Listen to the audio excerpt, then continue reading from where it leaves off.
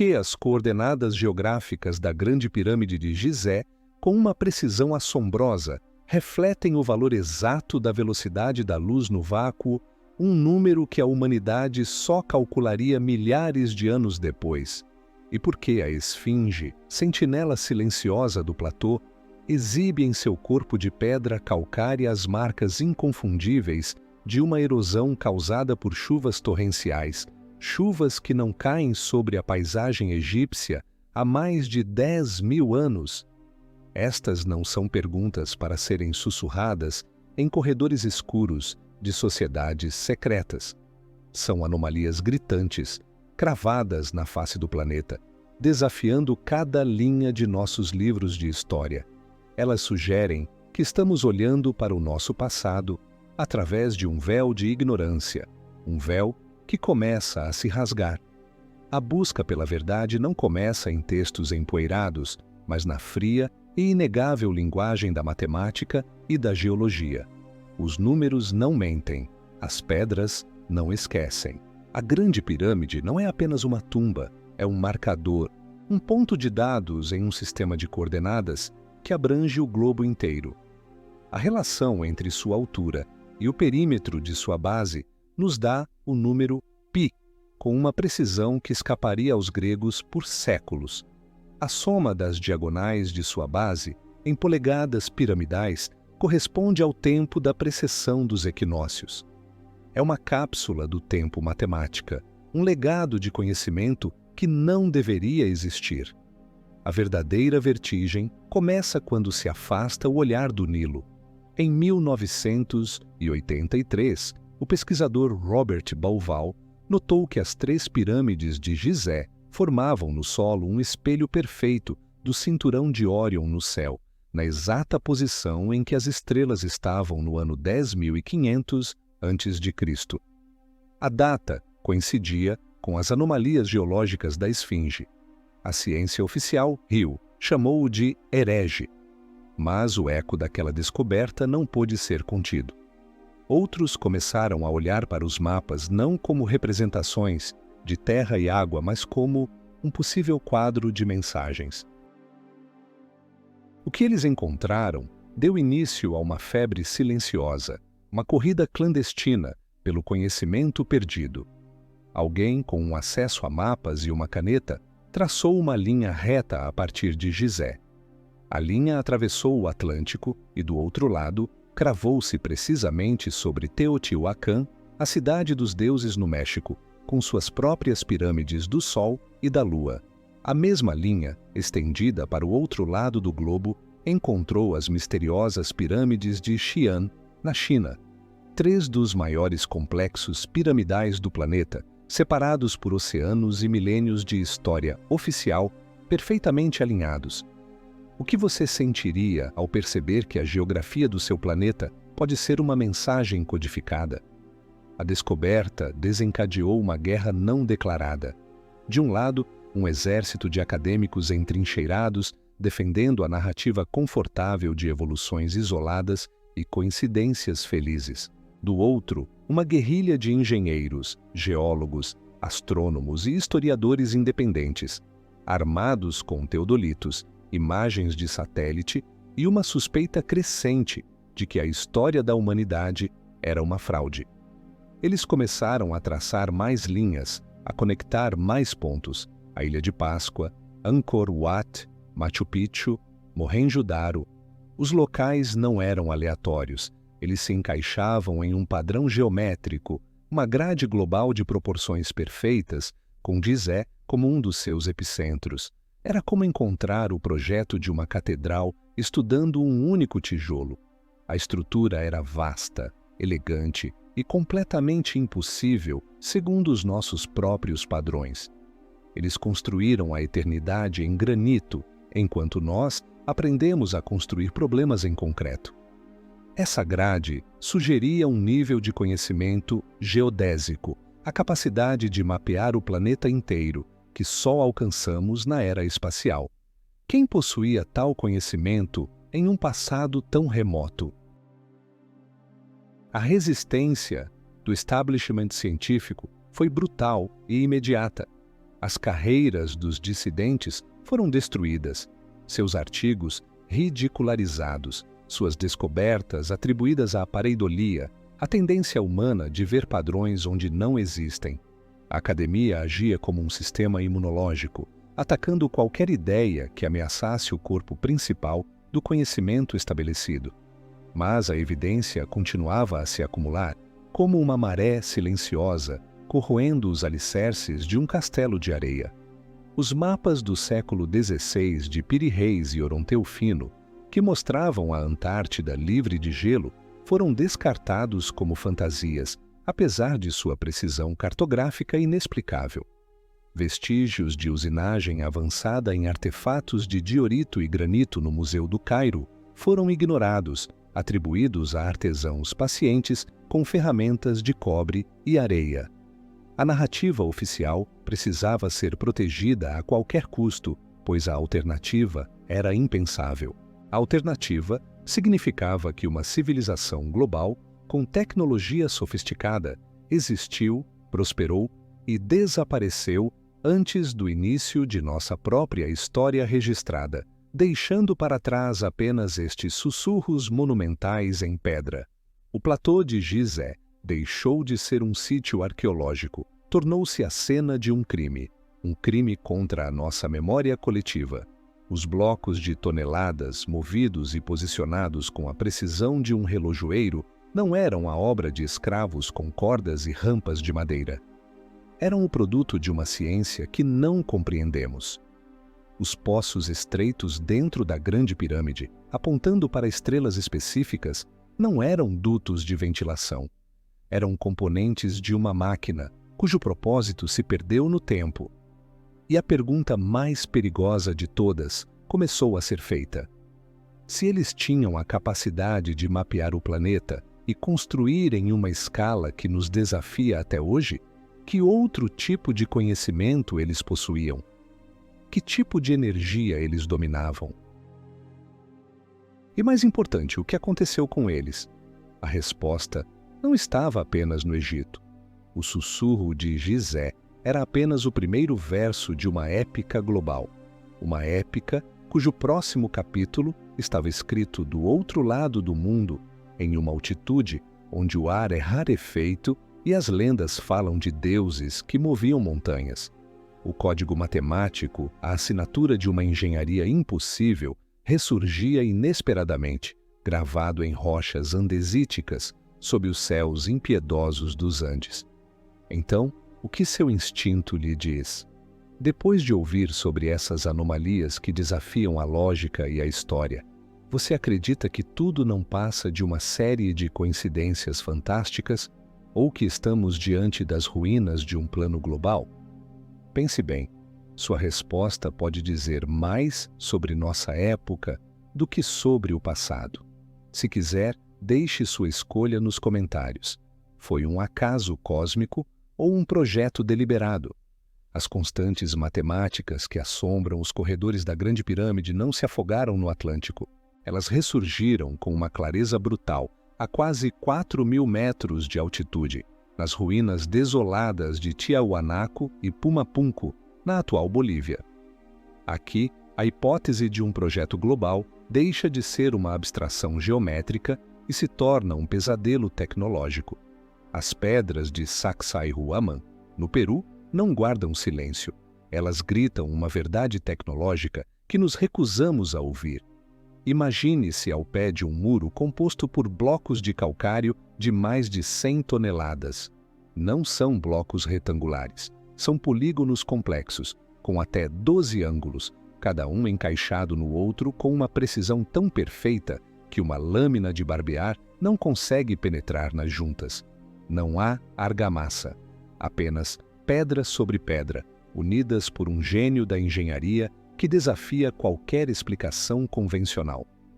Os guias turísticos falam sobre o trabalho manual de centenas de milhares de incas, mas os geólogos e engenheiros que visitam o local balançam a cabeça em descrença. Mover um bloco de 100 toneladas em terreno plano já seria um feito monumental para nós hoje. Movê-lo por quilômetros em terreno montanhoso e depois encaixá-lo com precisão milimétrica em um quebra-cabeça tridimensional, isso não é artesanato. É uma tecnologia que perdemos. Em Puma Punku, o mistério se aprofunda e assume contornos surreais. Espalhados pelo chão estão blocos de andesita e diorito, algumas das rochas mais duras do planeta. Eles não estão apenas cortados, estão esculpidos com sulcos perfeitamente retos, furos precisos e superfícies polidas com um brilho de espelho. O mais famoso são os blocos em H, todos idênticos, como se tivessem saído de uma linha de produção. A dureza da andesita é tamanha que as únicas ferramentas modernas que poderiam replicar esses cortes seriam serras de diamante ou lasers. A civilização de Tiahuanaco, segundo a arqueologia ortodoxa, não conhecia o ferro, a roda ou a escrita. Como então eles realizaram feitos de usinagem que fariam um engenheiro moderno suar frio? As lendas locais, desprezadas pelos acadêmicos, falam de uma época em que os deuses, homens brancos e barbudos, caminhavam pela terra. Eles não usavam força, dizem as histórias. Eles possuíam uma ferramenta que emitia um som agudo e podia transformar a rocha em uma substância maleável, como argila. E também possuíam o segredo de uma planta, cujos sucos podiam dissolver a pedra, permitindo que fosse moldada antes de endurecer novamente. Ficção? Talvez. Mas é uma ficção que se encaixa melhor nos fatos do que a narrativa oficial de martelos de pedra e paciência infinita. O século XX foi marcado por expedições desesperadas que tentaram desvendar esses segredos. O explorador britânico Percy Fawcett, antes de desaparecer na selva brasileira em busca de sua Cidade de Z, coletou relatos de toda a América do Sul sobre essas tecnologias perdidas. Outros, como o engenheiro peruano Alfredo Gamarra, dedicaram a vida a catalogar as anomalias. Eles foram marginalizados, chamados de loucos. Mas as pedras continuavam lá, testemunhas silenciosas de sua sanidade. Houve relatos de tentativas de replicar as técnicas. Uma expedição, nos anos 50, teria encontrado a tal planta e tentado usar seu extrato em uma rocha. O resultado teria sido catastrófico, liberando gases tóxicos que mataram vários membros da equipe. A história, se verdadeira, foi rapidamente abafada. O conhecimento antigo não era apenas poderoso, era perigoso. Ele não se entregava facilmente e cobrava um preço alto pela curiosidade. A ciência moderna, com seu orgulho e seus métodos, encontrou nos Andes o seu limite. Um beco sem saída tecnológico, onde as únicas explicações possíveis eram ou uma genialidade sobre-humana dos povos antigos ou a herança de uma ciência esquecida. E então, a Tiahuanaco. A cidade em si é um enigma geológico. Localizada a quilômetros do lago Titicaca, suas ruínas contêm um porto completo, com docas e quebra-mares. Análises geológicas e arqueológicas, como as do professor Arthur Poznański, que passou 50 anos estudando o local, sugerem que a cidade foi construída quando o nível do lago era muito mais alto, fazendo dela um porto marítimo. Isso situaria sua fundação em uma época muito anterior à dos Incas, talvez há mais de 15 mil anos, em um período que a história convencional considera a Idade da Pedra. A famosa Porta do Sol, esculpida em um único bloco de andesita de 10 toneladas, é um calendário complexo, registrando ciclos solares e estelares com uma precisão desconcertante. Para quem era esse calendário? Para uma civilização de pastores de lhamas, como nos querem fazer crer? Ou para navegadores globais que precisavam de um conhecimento preciso do tempo e das estrelas para suas viagens? A presença de imagens de toxodontes, animais pré-históricos extintos há mais de 12 mil anos em algumas cerâmicas de Tiahuanaco, apenas adiciona mais combustível a essa fogueira de heresias históricas. O confronto de mundos nos Andes é palpável. De um lado, Os relatórios frios e calculados dos arqueólogos que medem, catalogam e tentam encaixar cada descoberta na caixa apertada da cronologia aceita. Eles falam de função ritual, de simbolismo religioso, de trabalho comunitário. Do outro, a memória viva dos povos andinos, as lendas passadas de geração em geração sobre Viracocha e seus seguidores, os deuses que trouxeram a civilização após um grande dilúvio. Eles ensinaram a agricultura, a metalurgia e, o mais importante, a arte de construir com a pedra. Depois, partiram, prometendo retornar. Para a ciência, são mitos. Para os locais, é a sua história. O que é mais difícil de acreditar? Que homens primitivos, sem ferramentas adequadas, realizaram o impossível. Ou que eles foram ensinados por alguém que já sabia como fazê-lo. Os Andes não oferecem respostas fáceis. Eles oferecem apenas um silêncio monumental que ecoa desde as alturas vertiginosas de Machu Picchu até as planícies desoladas de Nazca, com seus geoglifos gigantes visíveis apenas do céu. O eco daquela tecnologia divina não se limitou às montanhas. Ele desceu para as selvas úmidas e sufocantes da Mesoamérica, onde outra civilização, obcecada pelas estrelas, construiria cidades que eram espelhos do cosmos, antes de desaparecerem tão subitamente que pareciam ter sido tragadas pela própria Terra. O conhecimento, ao que parece, era uma tocha passada de mão em mão, através de abismos de tempo e geografia, iluminando o caminho para um destino que ainda tentamos decifrar. Das montanhas onde os deuses deixaram sua marca em andesita, a trilha do conhecimento impossível mergulha na selva impenetrável da América Central.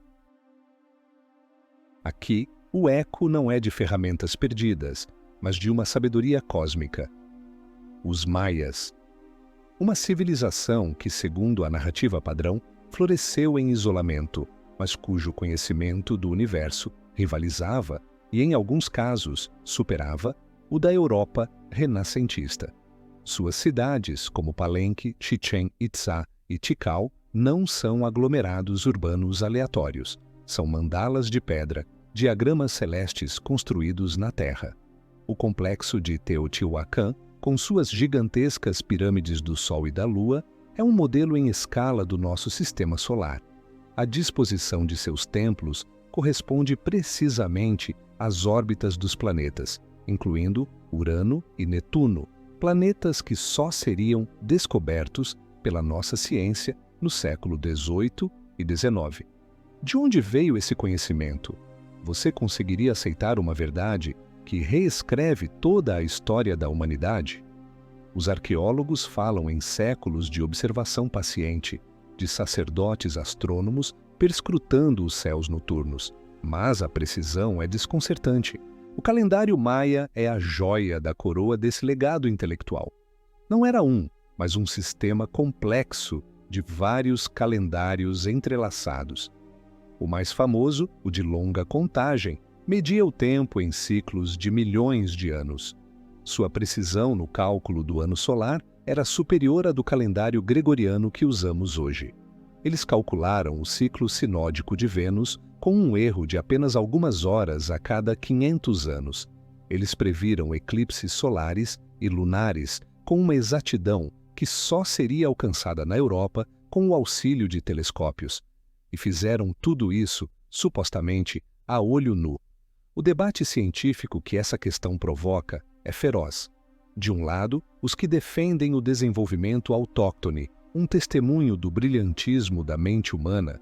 Do outro, os que veem a assinatura de um conhecimento herdado, um sistema astronômico completo, passado por uma civilização anterior.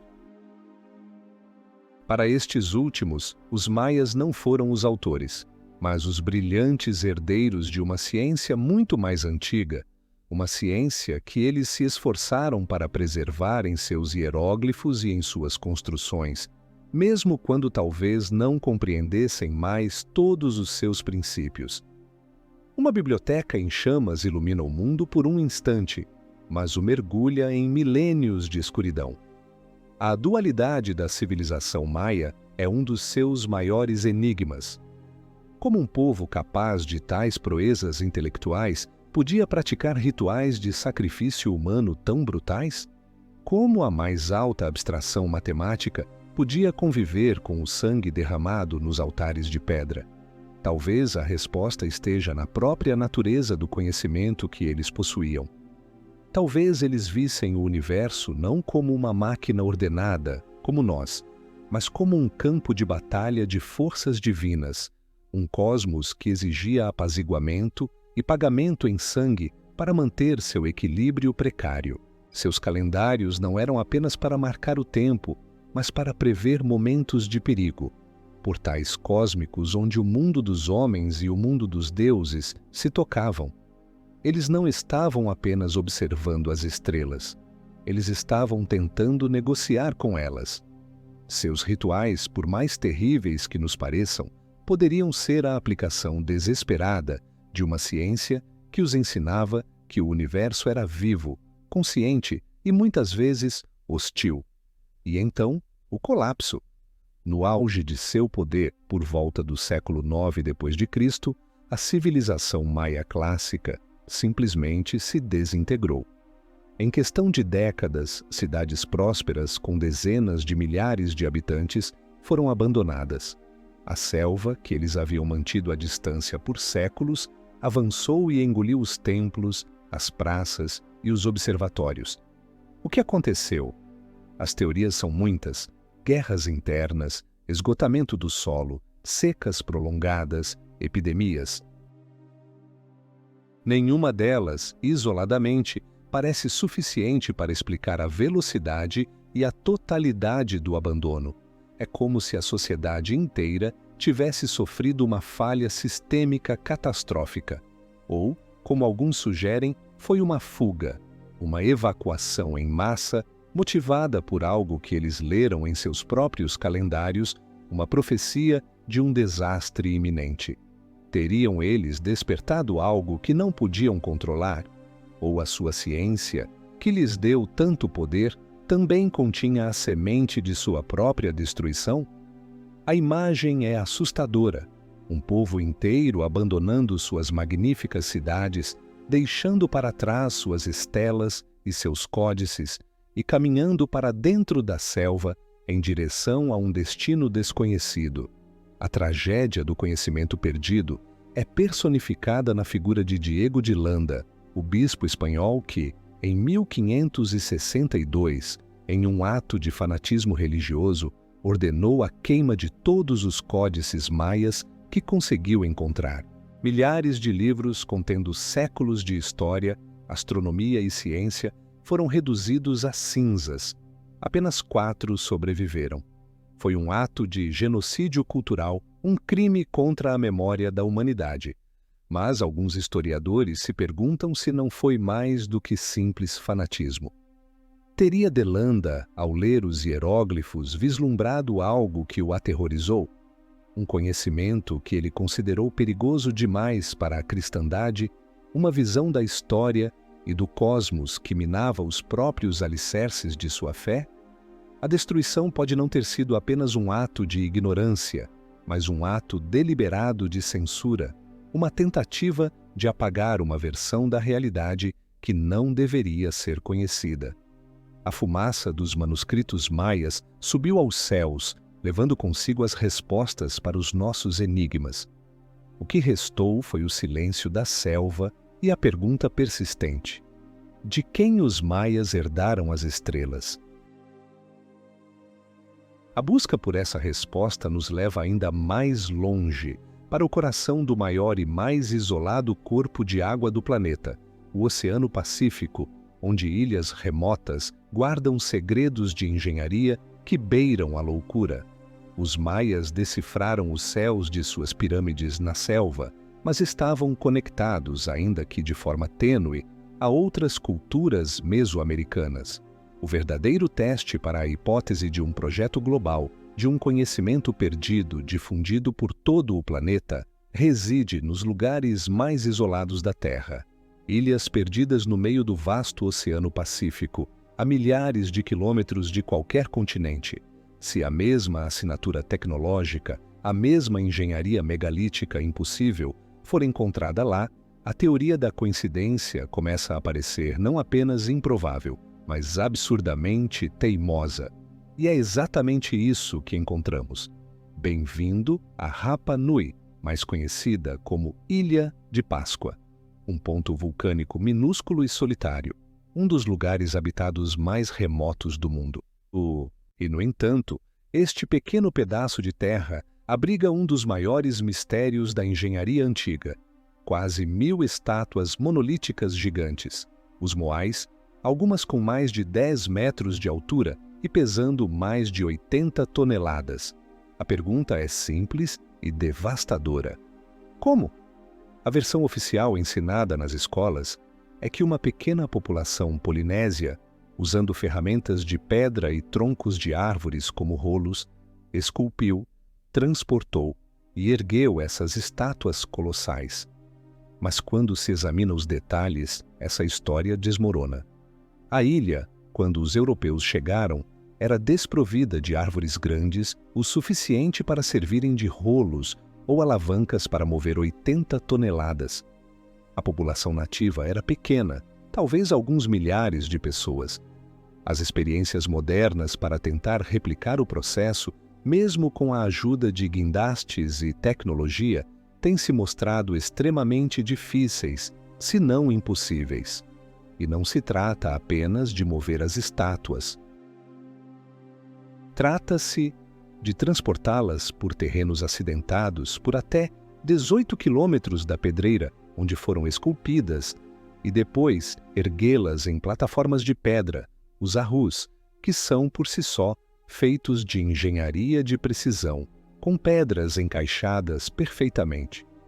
O que você sentiria, isolado no meio do oceano, percebendo que seus ancestrais realizaram feitos que sua civilização global e tecnológica mal consegue conceber? As lendas dos Rapa Nui, como as dos andinos, falam não de força bruta, mas de algo mais. Eles dizem que os moais não foram arrastados. Eles caminharam. Os sacerdotes usavam o mana, uma força espiritual, para comandar as estátuas a se moverem para seus lugares. Para a nossa mente moderna e materialista, isso soa como folclore infantil. Mas, e se mana for apenas uma palavra para uma tecnologia que não compreendemos? Uma forma de manipulação sônica, de levitação acústica ou de controle sobre a gravidade. A arqueologia oficial aponta para o colapso ecológico como a causa do fim da civilização de Rapa Nui. Eles teriam cortado todas as suas árvores para transportar as estátuas, levando à erosão do solo, à fome e à guerra. É uma narrativa moralista e conveniente, um conto de advertência para a nossa própria era. Mas é uma narrativa que não explica a genialidade inicial. Como uma sociedade supostamente primitiva, em uma ilha com recursos limitados, concebeu e executou um projeto tão monumental? A obsessão em construir estátuas não parece a prioridade de um povo lutando pela sobrevivência, a não ser que as estátuas tivessem um propósito que perdemos. A loucura da engenharia no Pacífico não termina em Rapa Nui. A milhares de quilômetros a oeste, no estado da Micronésia, encontramos as ruínas de Nan Madol, uma cidade inteira construída sobre um recife de coral. Não é uma cidade de cabanas de madeira, mas de quase 100 ilhotas artificiais construídas com colunas de basalto negro, algumas pesando até 50 toneladas. O peso total do basalto usado na construção é estimado em 750 mil toneladas. É mais pedra do que a usada na Grande Pirâmide de Gizé. A pedreira de basalto mais próxima fica do outro lado da ilha de Pohnpei. Como os construtores transportaram centenas de milhares de toneladas de colunas de basalto, algumas por mar, e as empilharam para criar esta Veneza de pedra no meio do nada? As lendas locais, novamente, falam de magia, de 2 irmãos feiticeiros que usaram o poder de um dragão voador para fazer as pedras flutuarem até o local. Outra história fantástica? Talvez, mas, novamente, é uma história que se encaixa melhor nos fatos do que qualquer teoria convencional. Expedições modernas, usando sonares e mergulhadores, descobriram que a cidade se estende para debaixo d'água, sugerindo que foi construída quando o nível do mar era mais baixo. E os mergulhadores relatam estranhas anomalias magnéticas e correntes perigosas que parecem proteger o local. Rapa Nui e Nan Madol são anomalias que quebram a lógica da história. São feitos de engenharia de escala continental encontrados em ilhas do tamanho de um bairro. Eles sugerem que os antigos habitantes dessas ilhas não estavam isolados. Eles eram parte de algo maior, eram postos avançados, ou talvez refúgios, de uma cultura marítima global que possuía um conhecimento tecnológico que hoje nos escapa. O que aconteceu com essa cultura? O que aconteceu com seus construtores? Em Rapa Nui, a resposta parece estar gravada nos próprios moais. Muitos deles foram derrubados em guerras tribais cruéis que eclodiram após o colapso da sociedade. É a imagem trágica de descendentes que perderam o conhecimento de seus ancestrais e, em sua frustração e desespero, voltaram-se contra os símbolos de uma grandeza que não conseguiam mais compreender ou replicar. A saudade de um passado glorioso, quando não compreendida, pode se transformar em uma fúria destrutiva.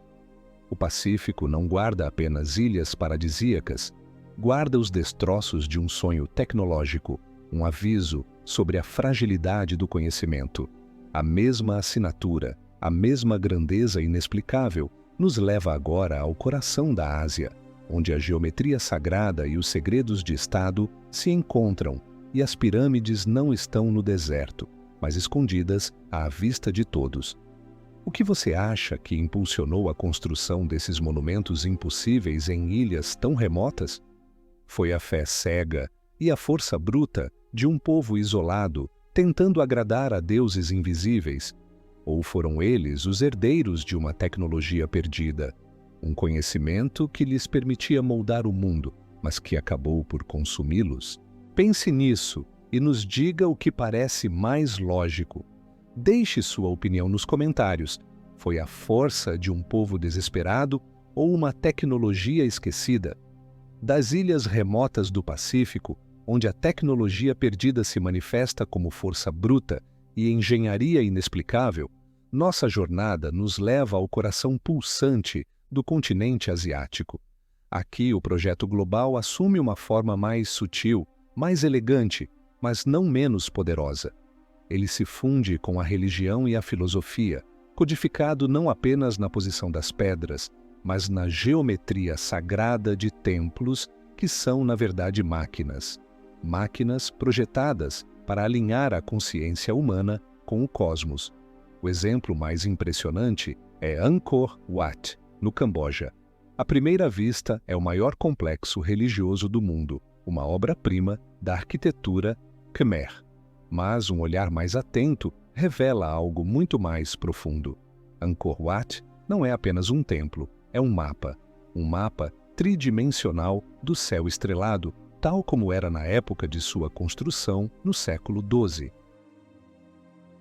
A disposição de seus templos e reservatórios espelha a constelação de Draco. É uma mandala de pedra, projetada para ser um ponto de conexão entre o céu e a Terra, o microcosmo e o macrocosmo.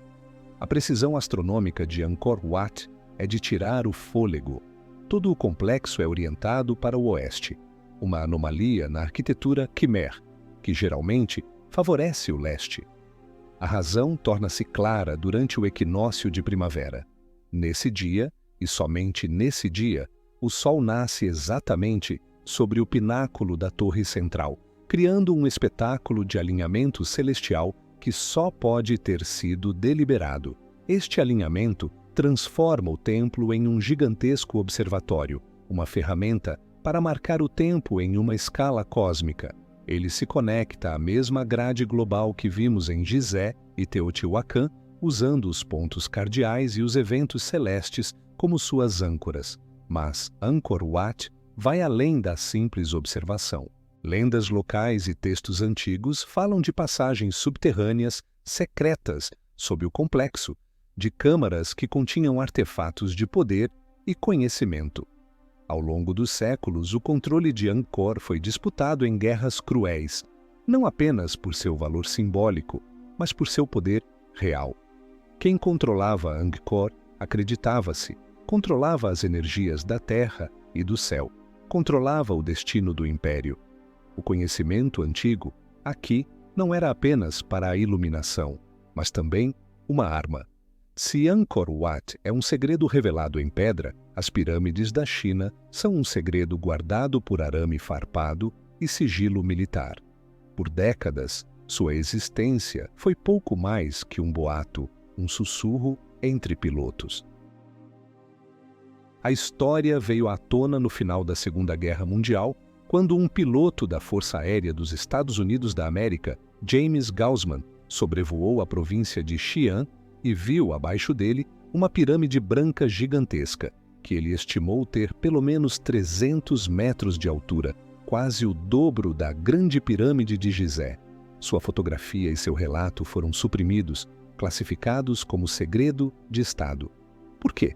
O que o governo chinês estava e ainda está escondendo naquela planície? As primeiras imagens de satélite, décadas depois, confirmaram a história de Gaussman. Não havia uma, mas dezenas de estruturas piramidais na área, algumas cobertas de terra e vegetação, deliberadamente camufladas para se parecerem com colinas naturais. A área foi declarada Zona Militar Proibida. Qualquer tentativa de aproximação por arqueólogos ocidentais foi firmemente rechaçada. O governo chinês alega que são apenas túmulos de antigos imperadores, mas sua relutância em permitir escavações independentes alimenta a especulação.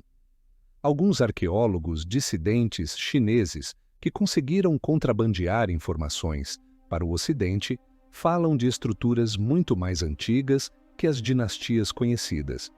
Eles falam de lendas sobre os filhos do céu que desceram das estrelas em dragões de fogo e ensinaram aos primeiros chineses os segredos da agricultura, da irrigação e da astronomia. As pirâmides, segundo essas lendas, não eram túmulos, mas parte de um sistema muito maior, um sistema de energia que conectava a China ao resto do mundo. A perseguição a esses estudiosos dissidentes pelos serviços secretos chineses apenas reforça a suspeita de que há algo de vital importância estratégica sendo guardado ali. A batalha pelo conhecimento antigo não é apenas uma disputa acadêmica, é uma questão de segurança nacional. O que eles temem que o mundo descubra?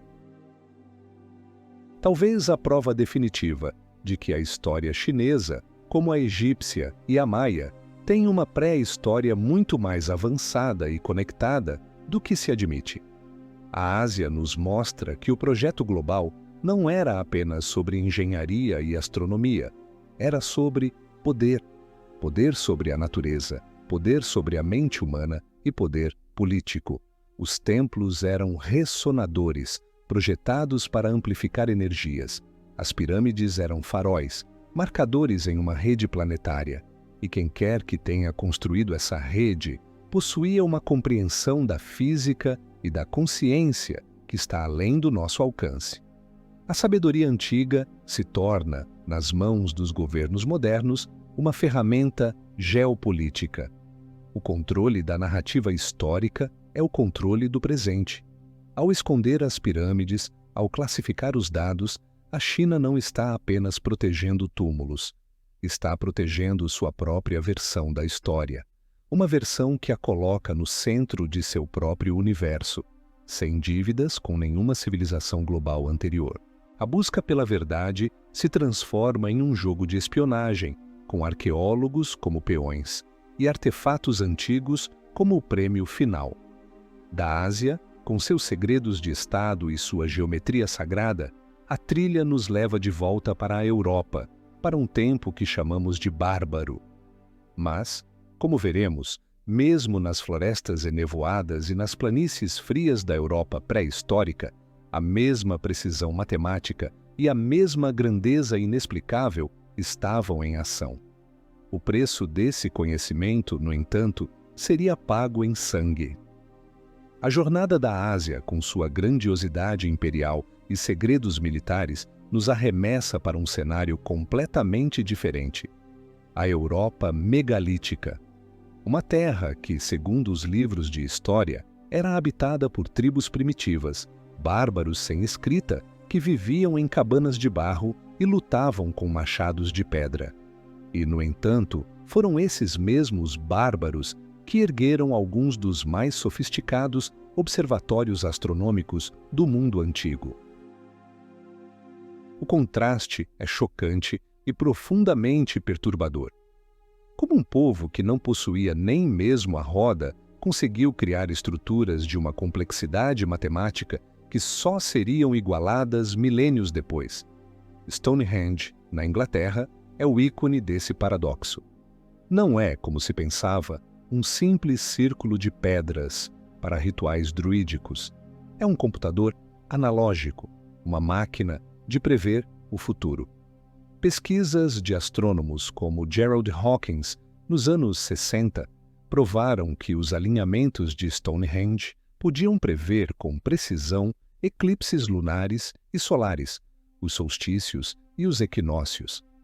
É um calendário de pedra de uma complexidade estonteante. A engenharia por trás de Stonehenge é tão desconcertante quanto sua astronomia. As pedras maiores, os megálitos de Sarsen, pesam até 50 toneladas e foram transportadas de uma pedreira a mais de 30 quilômetros de distância. Mas o verdadeiro mistério reside nas pedras azuis, menores, mas ainda pesando várias toneladas cada. Análises geológicas provaram, sem sombra de dúvida, que elas vieram das montanhas Preseli, no país de Gales, a mais de 240 quilômetros de distância. Como uma cultura da Idade da Pedra, sem estradas, sem veículos, transportou 80 pedras de várias toneladas por uma distância tão vasta, atravessando rios e terrenos acidentados? O esforço logístico seria um desafio para nós hoje. Para eles, deveria ter sido impossível, a não ser, claro, que eles não fossem tão primitivos quanto imaginamos. A não ser que eles possuíssem um conhecimento de acústica, de levitação sônica ou alguma outra tecnologia que se perdeu nas brumas do tempo. Um homem não constrói um computador para adorar o sol. Ele o constrói para entender e, talvez, controlar as forças que regem sua existência. Mas o conhecimento na Europa megalítica tinha um lado sombrio. Pesquisas arqueológicas recentes em Stonehenge e em outros sítios revelaram uma realidade brutal: sacrifícios humanos. Dezenas de esqueletos foram encontrados, muitos com sinais de morte violenta, enterrados ritualmente dentro e ao redor dos círculos de pedra. O conhecimento celestial, ao que parece, exigia um pagamento terreno. Não eram apenas observatórios, eram matadouros sagrados. Isso cria uma imagem aterrorizante: a mais alta ciência convivendo com a mais profunda selvageria. Por quê? Talvez a posse desse conhecimento fosse um fardo insuportável. Talvez a precisão matemática do universo, revelada a eles, fosse tão esmagadora, tão indiferente à vida humana, que eles sentiram a necessidade de responder com o ato mais visceral e definitivo que conheciam: a oferta de uma vida. Ou talvez, em uma interpretação ainda mais sombria, os rituais não fossem de adoração, mas de operação.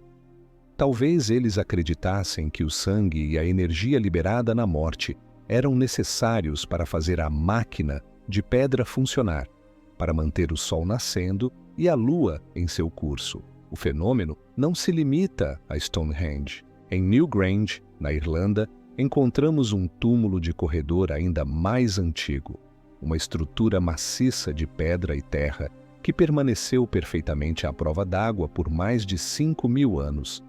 Sua maravilha, no entanto, é um evento que ocorre apenas uma vez por ano. No solstício de inverno, e apenas por cerca de 17 minutos, um raio de sol nascente penetra por uma pequena abertura acima da entrada e ilumina um longo corredor, atingindo uma câmara funerária no coração do monte. A precisão do alinhamento é milimétrica. É uma celebração da luz na época mais escura do ano. Mas, novamente, a pergunta surge: por quê? Por que tanto esforço? Por que tanta genialidade de engenharia para um efeito que dura menos de 20 minutos por ano? A arqueologia oficial fala de cultos solares primitivos. Mas isso parece uma resposta preguiçosa para um feito de gênio. E, como em Stonehenge, o controle desses locais de poder era ferozmente disputado. A Europa antiga era um campo de batalha de tribos, lutando não apenas por território e recursos, mas pelo acesso a esses portais para o cosmos. Quem controlava Newgrange controlava o renascimento do Sol. A Europa megalítica nos força a reconsiderar o significado de civilização. Talvez a escrita e as cidades não sejam os únicos marcadores de uma sociedade avançada. Talvez existam outras formas de conhecimento, outras formas de tecnologia, baseadas em princípios que nossa ciência materialista ainda não redescobriu. As anomalias acústicas em Stonehenge, que o transformam em um gigantesco ressonador, as orientações astronômicas precisas, a logística impossível, tudo aponta para uma ciência perdida, uma ciência que não se importava com o conforto material, mas com o alinhamento com o universo, uma ciência que era, ao mesmo tempo, sublime e terrivelmente perigosa. O preço dessa sabedoria foi a crueldade, a irracionalidade e o sangue. A luta por esse conhecimento não terminou com os homens da Idade da Pedra. Ela apenas mudou de forma. A batalha saiu das planícies abertas e entrou nos corredores sombrios do poder institucional.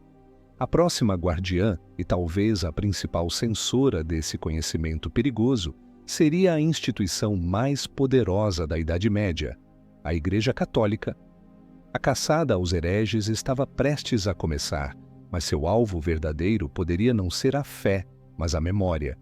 Se a Igreja estava protegendo a humanidade de uma verdade perigosa, que poderia levar ao caos, ou se estava simplesmente eliminando qualquer conhecimento que desafiasse seu monopólio sobre o poder e a realidade, é a questão central dessa era sombria.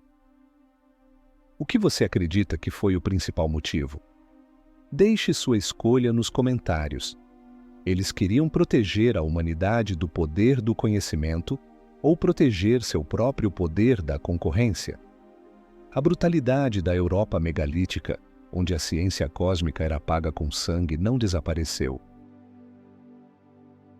Ela foi canalizada, organizada e institucionalizada. À medida que a Idade Média avançava, a busca pelo conhecimento antigo tornou-se um jogo perigoso de gato e rato, e o maior jogador em campo era a Igreja.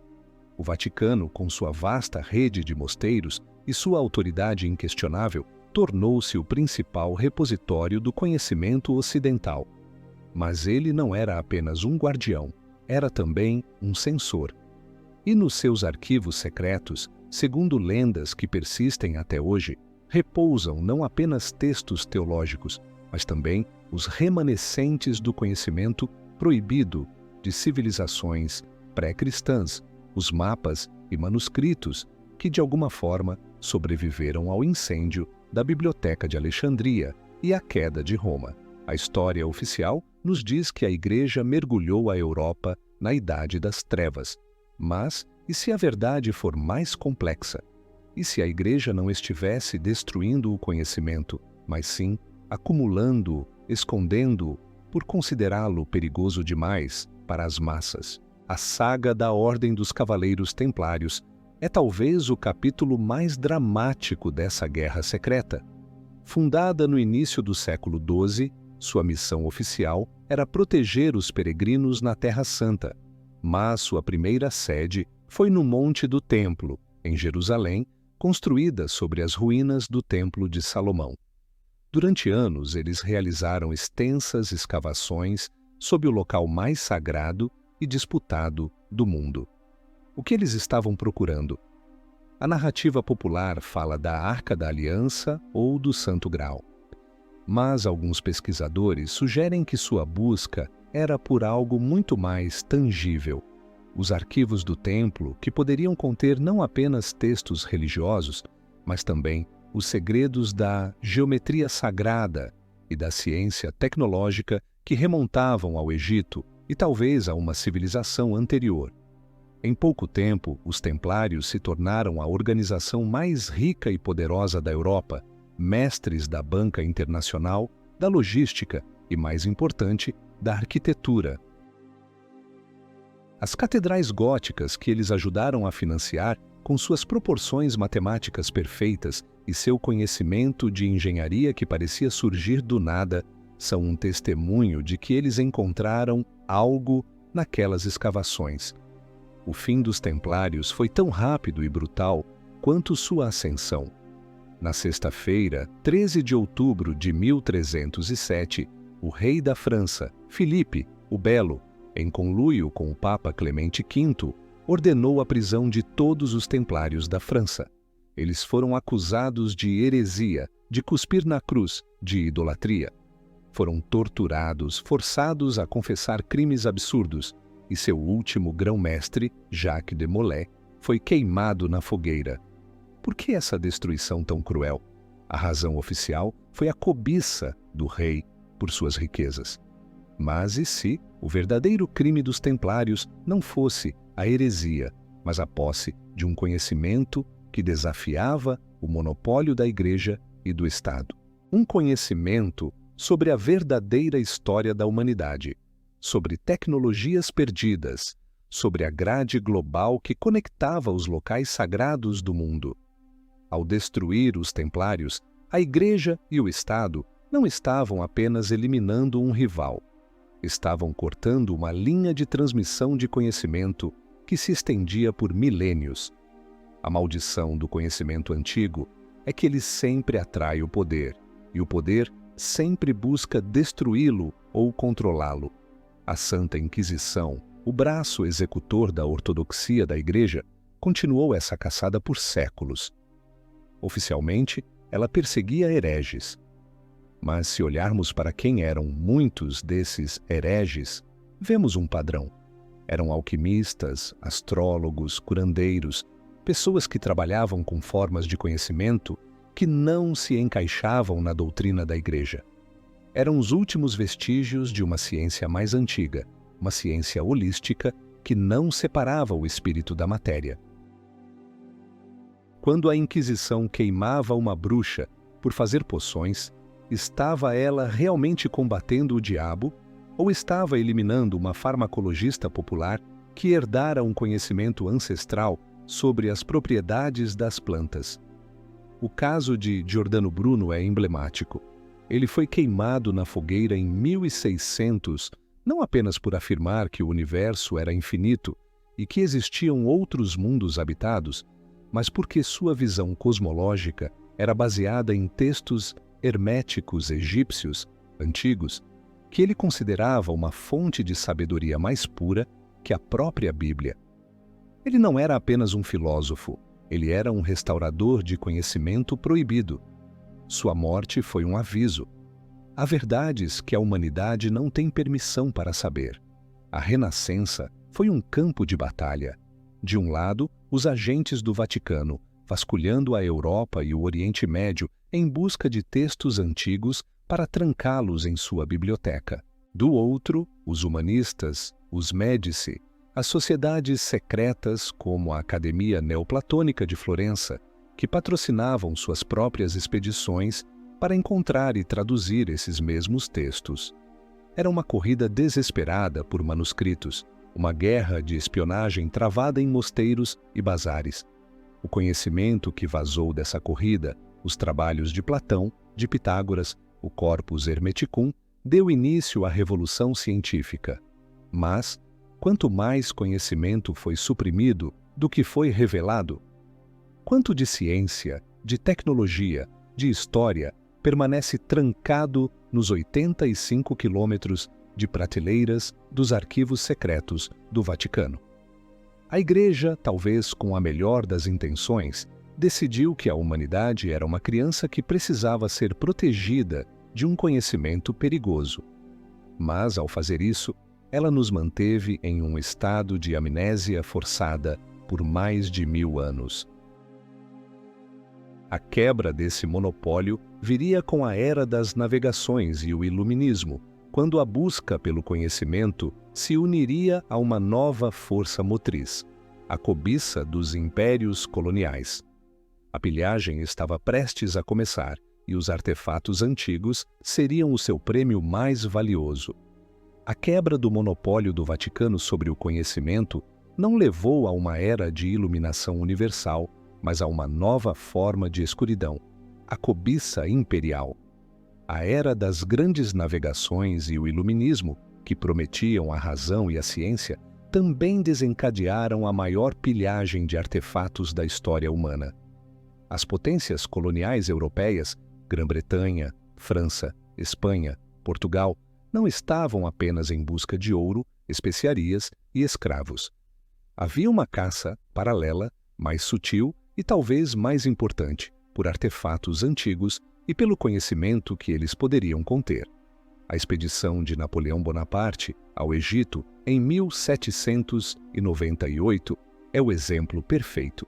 Ele não levou consigo apenas soldados, levou 167 dos melhores cientistas, engenheiros e artistas da França. Sua missão não era apenas conquistar, mas catalogar, medir, decifrar. Eles produziram a monumental Description de l'Égypte, a obra que deu início à egiptologia moderna. Mas por trás dessa fachada científica havia uma busca mais secreta. O que Napoleão, um homem obcecado por poder e destino, realmente procurava? A famosa história de ele ter passado uma noite sozinho na câmara do rei da Grande Pirâmide, de onde saiu pálido e abalado, recusando-se a falar sobre sua experiência, alimenta a especulação. Teria ele encontrado não um fantasma, mas uma informação, um vislumbre do verdadeiro propósito daquela estrutura? O Império Britânico, em seu auge, tornou-se o maior colecionador de antiguidades do mundo.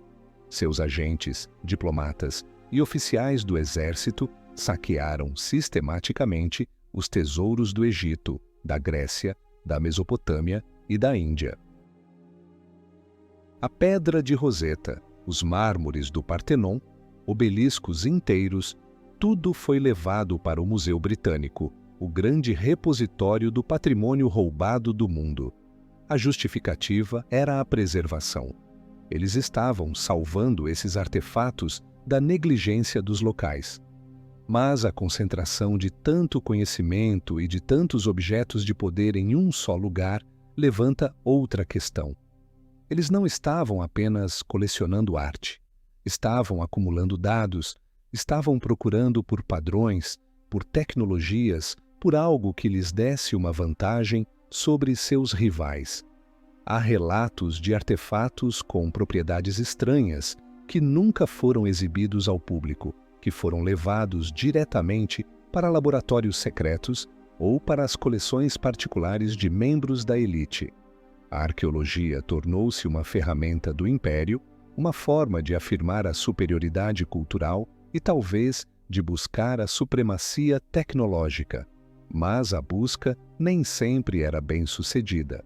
As selvas da Amazônia e os desertos da África estão repletos de histórias de expedições coloniais que simplesmente desapareceram.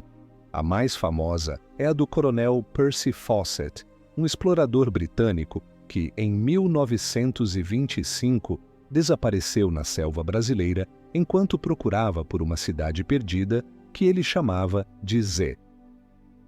Fawcett não era um aventureiro sonhador. Era um topógrafo experiente, um homem metódico que havia passado anos coletando relatos de índios, documentos antigos e lendas sobre uma civilização avançada que existiu no coração da Amazônia, com cidades de pedra e uma fonte de luz fria e eterna. Ele acreditava que Z não era apenas uma cidade, mas o centro de controle de um antigo sistema global, uma chave para a compreensão da civilização perdida. Sua busca não era por ouro, mas pela fonte do conhecimento. O desaparecimento de Fawcett e de sua equipe e o fracasso de dezenas de missões de resgate que se seguiram transformaram sua história em uma lenda. Mas a questão permanece. Ele estava perseguindo uma fantasia ou chegou perto demais de uma verdade que a selva ou seus guardiões não queriam que fosse revelada? A era colonial também foi a era das descobertas submarinas.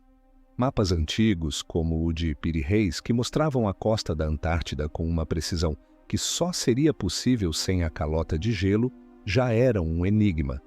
Mas, quando mergulhadores começaram a encontrar estruturas no fundo do mar, o mistério se aprofundou. A estrada de Bimini, nas Bahamas, uma estrutura de pedras perfeitamente encaixadas, descoberta em 1968. As ruínas de Yonaguni, no Japão, uma estrutura maciça que se assemelha a uma pirâmide escalonada, encontrada em 1986.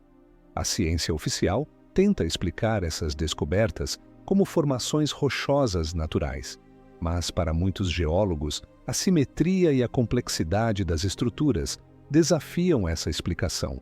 Elas parecem ser obra do homem, e se são, elas datam de uma época em que o nível do mar era muito mais baixo há mais de 10.000 anos, colocando-as firmemente na era da hipotética civilização global perdida. A chave encontrada em uma tumba egípcia ou em um templo maia poderia, de repente, abrir uma porta para uma cidade submersa no Caribe. O que antes era uma série de mistérios isolados começava a se parecer cada vez mais com as peças de um único e gigantesco quebra-cabeça. A caça ao tesouro dos impérios coloniais, por mais cínica e destrutiva que tenha sido, abriu a caixa de Pandora. O conhecimento que escapou não podia mais ser contido. E no século XX, essa busca pelo passado se transformaria em uma corrida desesperada pelo futuro, uma corrida que levaria o mundo à beira da aniquilação. A corrida predatória dos impérios coloniais por artefatos e conhecimento deu um salto quântico no início do século XX. A febre pré-guerra e a ascensão das ideologias totalitárias transformaram a arqueologia de uma busca acadêmica em uma operação de inteligência de alto risco. O conhecimento antigo não era mais visto como uma curiosidade histórica, mas como uma fonte potencial para a arma definitiva, a chave para o domínio mundial. A organização mais notória e sinistra a embarcar nessa busca foi a Ahnenerbe, a Sociedade para a Pesquisa e Ensino sobre a Herança Ancestral, fundada por Heinrich Himmler, o chefe da Schutzstaffel, a SS. Oficialmente era um instituto de pesquisa dedicado a provar a superioridade da raça ariana. Na realidade, era o braço ocultista e arqueológico do Terceiro Reich, e sua missão era encontrar e apropriar-se de tecnologias e poderes perdidos dos ancestrais arianos. As expedições da Ahnenerbe não eram delírios místicos, embora estivessem envoltas em um. Eram operações científicas e de espionagem altamente direcionadas. Eles foram ao Tibete, em busca dos segredos de Shambhala e dos textos sagrados que, supostamente, descreviam máquinas voadoras, as Vimanas, e armas de poder incrível. Foram ao Oriente Médio, ao Iraque e ao Irã, escavando sítios sumérios e persas. Eles exploraram a Antártida em busca de uma entrada para o mundo interior ou de uma base de uma civilização perdida. Foram à França e à Espanha em busca do Santo Graal, que eles acreditavam não ser um cálice, mas talvez um artefato tecnológico ou a própria linhagem de sangue dos super-homens arianos. Por trás da fachada de uma ideologia racial demente, havia uma lógica fria e calculista.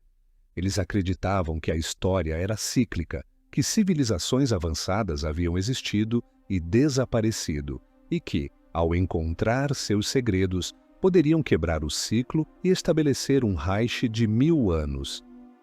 O conhecimento não era para ser compreendido, mas para ser transformado em arma.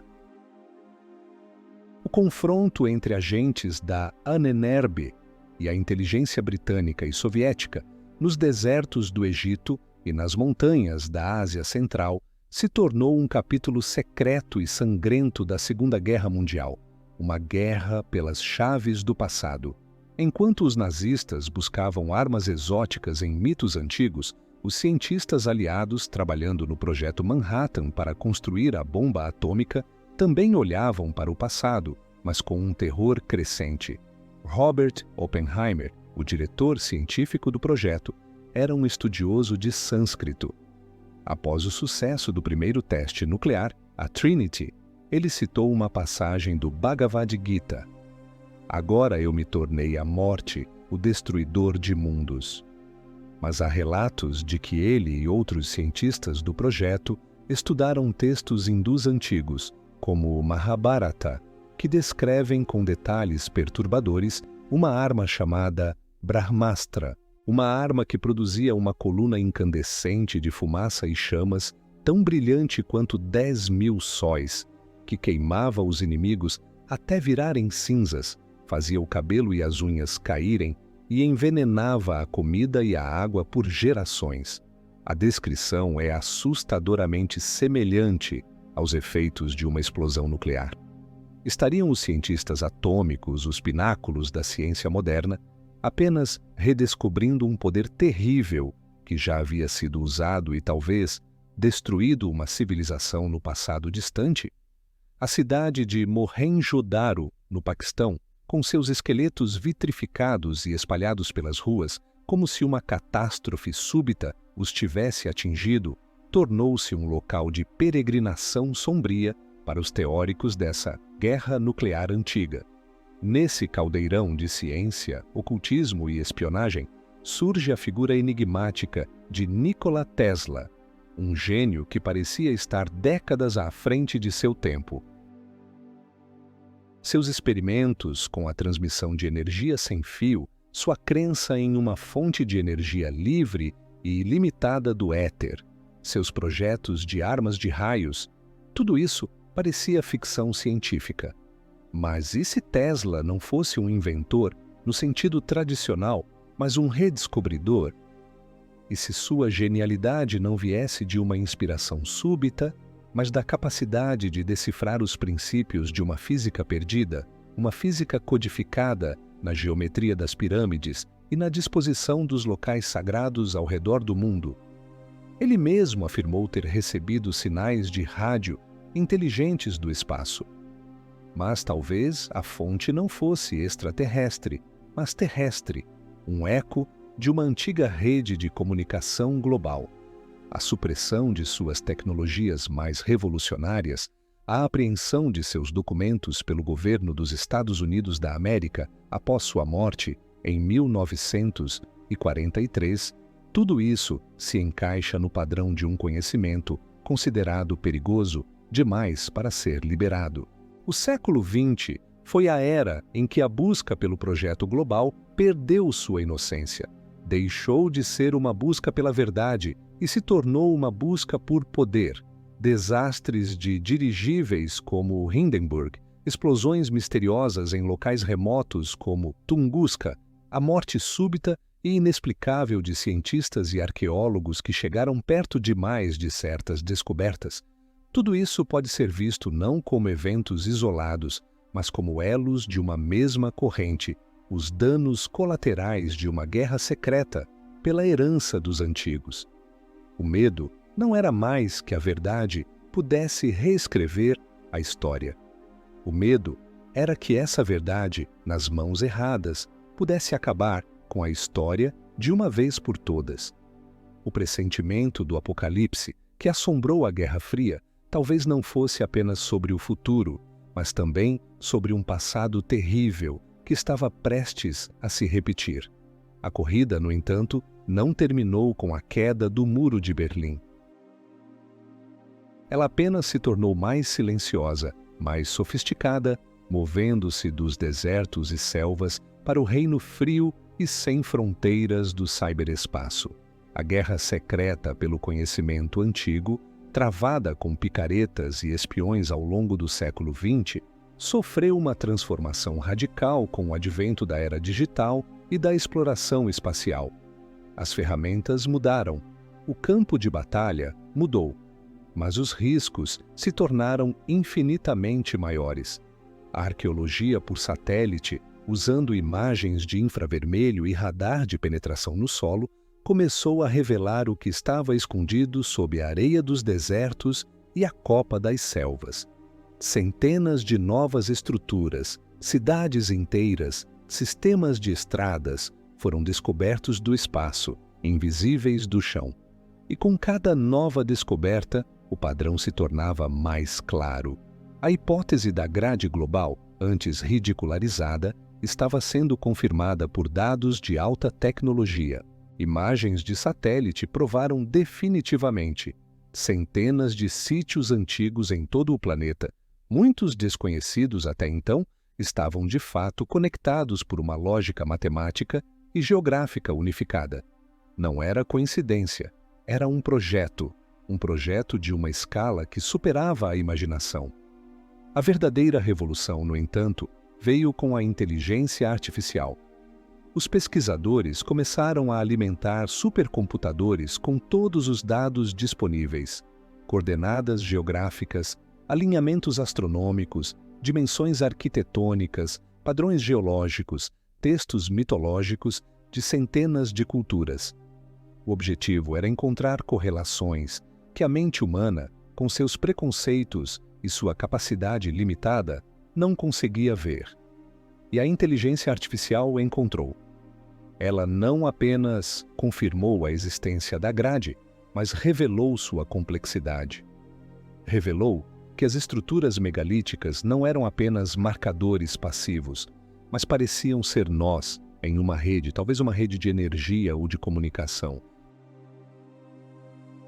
A inteligência artificial, analisando os mitos de um dilúvio global, presentes em quase todas as culturas, e correlacionando-os com dados geológicos sobre o fim da última era do gelo, chegou a uma conclusão aterrorizante. O projeto não era apenas um mapa do mundo, era um mecanismo de sobrevivência, uma arca de conhecimento projetada por uma civilização que sabia que um cataclismo global cíclico estava por vir. E a análise sugeria que o próximo ciclo estava se aproximando. Mas a descoberta, em vez de ser anunciada ao mundo, foi imediatamente classificada. As agências de inteligência, as corporações militares privadas e os gigantes da tecnologia, que haviam financiado grande parte dessa pesquisa, perceberam instantaneamente as implicações. A revelação de que nossa civilização está à beira de um cataclismo cíclico e que uma tecnologia antiga poderia ser a chave para a sobrevivência não levaria à unidade global. Levaria ao pânico, ao colapso dos mercados, a guerras por recursos e, o mais importante, a uma corrida desesperada para encontrar e controlar essa tecnologia perdida. A busca pelo conhecimento mudou-se para o ciberespaço. Uma guerra invisível eclodiu entre as agências de segurança nacional, tentando proteger os dados, e grupos de hackers e ativistas tentando liberá-los para o público. Tornou-se o segredo mais bem guardado do planeta, um segredo digital guardado por firewalls e algoritmos de criptografia. A verdade estava lá, em terabytes de dados, mas inacessível. Diante dessa realidade, uma aliança tácita e improvável foi formada. Um grupo de cientistas de ponta, oficiais militares de alto escalão de várias nações, bilionários do Vale do Silício e até mesmo, sussurra-se, figuras influentes de ordens religiosas antigas. Eles se tornaram os novos guardiões. Eles viram o que a humanidade faria com essa verdade. Viram a ganância, o medo, a violência. E tomaram uma decisão terrível e arrogante. A mesma decisão que a Igreja pode ter tomado séculos antes. Eles decidiram que a humanidade não estava pronta. Eles decidiram esconder a verdade novamente, não para manter o poder, mas, em sua visão, para evitar o caos. Eles começaram a usar sua vasta influência para guiar sutilmente a narrativa científica, para financiar pesquisas que desacreditassem as anomalias, para promover explicações convencionais, para ridicularizar qualquer um que chegasse perto demais da verdade. Eles criaram uma conspiração de silêncio, não por malícia, mas por um senso distorcido de responsabilidade. Tornaram-se os censores benevolentes do Apocalipse. E assim, o ciclo se fecha. A história retorna ao seu ponto de partida. Um conhecimento poderoso, capaz de salvar ou destruir, é mais uma vez trancado, escondido da própria humanidade que ele deveria servir. A busca que começou com uma anomalia matemática em Gizé termina com um algoritmo de criptografia em um servidor anônimo. Os sussurros de pedra foram substituídos pelo silêncio dos dados. Os novos guardiões acreditam que estão nos protegendo de nós mesmos. Eles nos dão uma realidade estável, previsível, livre do terror de nossa verdadeira história e de nosso futuro incerto. Eles nos dão uma mentira confortável, mas ao fazer isso, eles também nos roubam nossa herança, nosso potencial e talvez nossa única chance de sobreviver ao que está por vir. Eles construíram uma prisão para a nossa mente, uma prisão cujas grades são a ignorância sancionada. Mas nenhum segredo pode ser guardado para sempre. E a pergunta que ecoa através dos milênios permanece sem resposta, agora mais urgente do que nunca. E agora, a escolha recai sobre você. Se o destino do mundo estivesse em suas mãos, o que você escolheria para todos nós? A mentira serena que garante a nossa sobrevivência ordenada, ou a verdade cataclísmica que poderia nos destruir ou nos libertar? Deixe sua decisão nos comentários. O futuro está ouvindo.